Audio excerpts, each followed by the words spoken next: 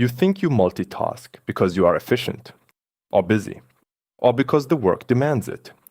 You have read the books, you have tried the apps. The deep work never quite happens, and you probably assumed that meant you were not disciplined enough.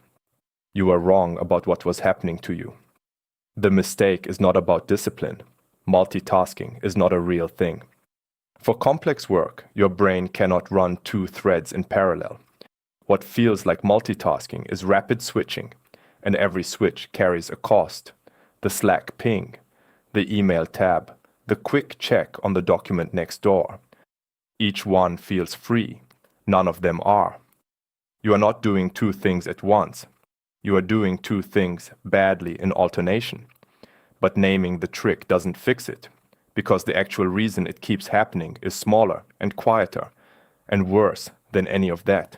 Here is what happens in the first 60 seconds after a switch.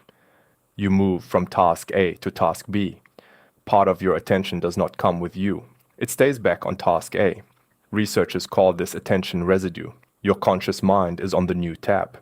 A meaningful chunk of your processing is still running the old one.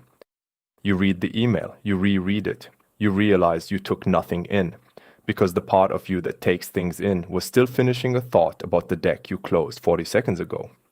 The cost is not the switch itself. The cost is the residue, and the residue does not clear quickly. It bleeds for minutes. By the time it has cleared, you have switched again, and a new layer of residue has been deposited on top of the first. This is the trap. You are not multitasking. You are accumulating residue. Each switch is small. They are not free. A handful through the morning, the cost is invisible. By the afternoon, you cannot finish a sentence in your own head, and you call it being tired. It is not tiredness. It is fragmentation. Then there is the second mechanism, the one your brain hides best. Every switch delivers a small completion hit, a tiny dopaminergic reward for closing one tab and opening another. The motion feels like progress. The brain remembers the feeling, not the cost. The next time you sit down to think, the impulse to switch arrives faster than the thought. This is why the apps and the timers fail. They assume the enemy is the notification. The enemy is the residue, and the reward your brain gives you for creating it. So here is the move. It is called the single thread block. You pick one task. One. Not two with one as backup. Not one and I'll just keep Slack open in case. One. You set 25 minutes on a timer. You make switching slightly inconvenient. Phone in another room, one window only, status set, no second tab. Then you do that one task until the timer ends. Even if you finish early, even if you stall, you sit with one thread for the whole 25 minutes. What this does is starve the residue.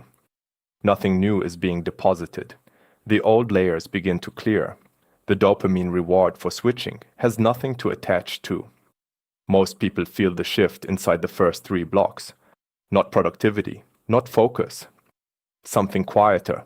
The feeling of one thought finishing before the next one starts. Multitasking was never the win. It was a small reward your brain learned to mistake for progress. Pick one thread. Hold it. Depth follows.